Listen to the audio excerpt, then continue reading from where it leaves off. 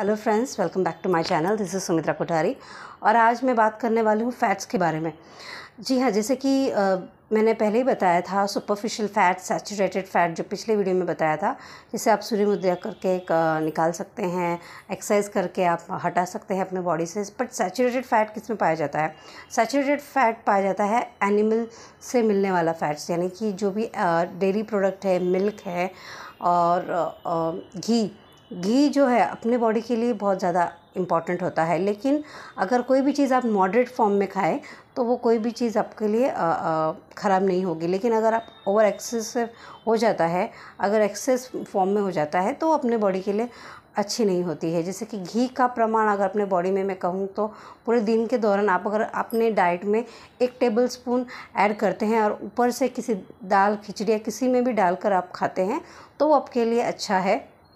But वो आपको तड़के में यूज़ नहीं करना है, फिर उसके जो न्यूट्रिशन वैल्यू है वो नहीं रहते हैं।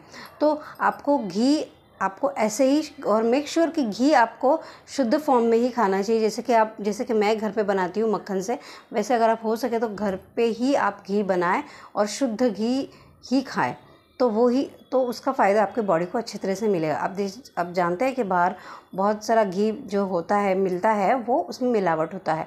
लेकिन अगर आप कोशिश करेंगे घर में ही उसी मलाई, दूध में जो जमा है मलाई, उसी का अगर मक्खन निकाल के आप घी बना के खाएंगे तो आपके लिए, बॉडी के लिए, अपनी नी लुब्रिकेशन के लिए, बोन्स के लिए घी बहुत ज़्यादा इम्पॉर्टेंट है। पहले के ज़माने बोलते थे ना कि हमने तो ज़्यादा घी खाया है, ताकतवर होते थे, पहलवानों को भी ज़्यादा घी खिलाया जाता था, क्योंकि उनके लिए घी, फैट्स, ये जो है अपने एनर्जी देने का काम करता है। घी बहुत ताकत देता है अपने बॉडी के लिए। लेकिन ये भी मॉडरेट फॉर्म में खाएंगे आप लोग तो इसका आपको फ़ायदा मिलेगा।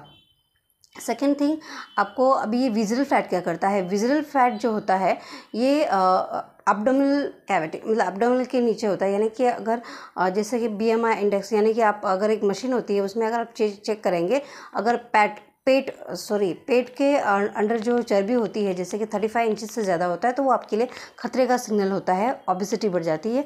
तो तब आपको ध्यान रखना है। इसे हम विज़रल फैट कहते हैं, जो अच्छा नहीं है। लेकिन अपने इंटरनल ऑर्गन्स, यानी कि हार्ट, किडनी, लीवर्स, इसे कवर करने का काम करता है। ये जो विज़रल फैट जो होता है, ये लेयर होती है, एक कवर करता है हार्ट, किडनी और लंग्स को।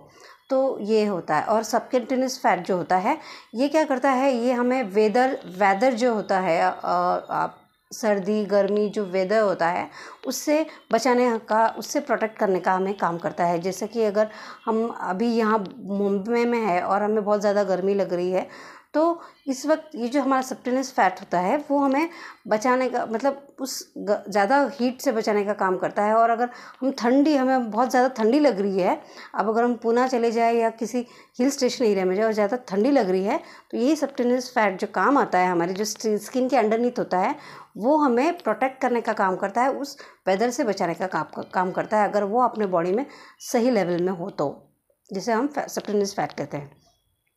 और अभी ये फैट्स क्या काम करता है? ये हमें एनर्जी, बॉडी में एनर्जी देने का काम करता है। It stores the energy in your body.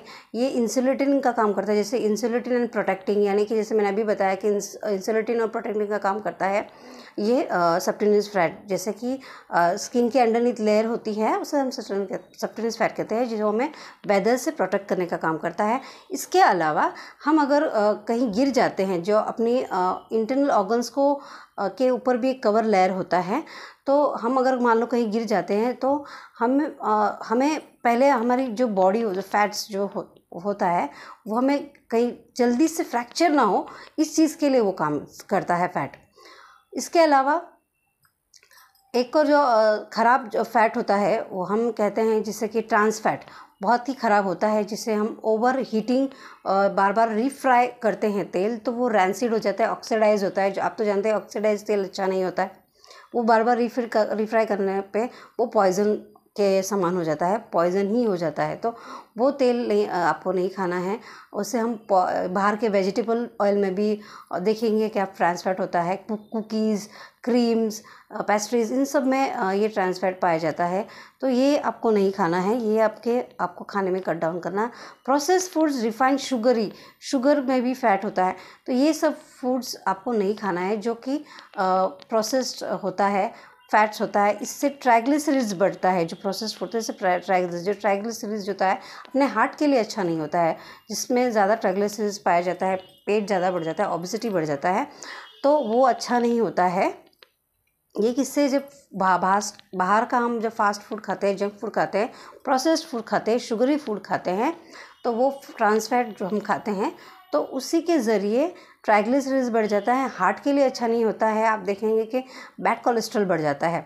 तो इसके लिए आपको अच्छा फ़ैट क्या खाना है, तो ये तो हो गई बैड फैट जो मैंने बताया था कि क्या नहीं आपको खाना है, ठीक है। विजरल फैट अच्छा नहीं होता है, ट्रांस फैट अच्छा नहीं होता है आपको, जैसे मैंने बताया। अब आती है बारी अनसैचुरेटेड फैट। अनसैचुरेटेड फैट किस में पाया जाता है, जो पॉली अनसैचुरेटेड और मोनो अनसैचुरेटेड फैट, ये किस में पाया जाएगा, ओमेगा फैटी एसिड्स जो हम लेते हैं, ओमेगा 3, ओमेगा 6 फैटी एसिड जो होते हैं, ये अपने बॉडी के लिए एसेंशियल फैट होते हैं, राइट। तो इसमें क्या एक होता है अल्फ़ा लियोनिक एसिड और लियोनिक एसिड, जो किस में पाया जाता है, जैसे कि ऑलिव ऑयल्स है, कोकोनट ऑयल है, फ्लैक्स सीड्स है, चिया सीड्स है, जितने भी नट्स है, जितने भी सीड्स और नट्स है, इन सब में ये पाया जाता है अनसैचुरेटेड फैट्स, जो कि अपने स्किन के लिए बहुत ज़्यादा ज़रूरी है। स्किन को रीजनरेट करता है, अपने पुराने स्किन को मतलब स्किन टर्नओवर का काम करता है, स्किन को टर्नओवर का काम करता है, जैसे न्यू स्किन जनरेट करने के लिए ये काम करता है। तो अपने स्किन में इलास्टिसिटी बनाए रखने के लिए भी ये फैट बहुत ज़्यादा इम्पॉर्टेंट है। आप देखेंगे फैट का बहुत ही इम्पॉर्टेंट रोल है। फैट से हमें सिग्नलिंग का भी काम करता है, ये हमें प्रोटेक्टिंग का भी काम करता है।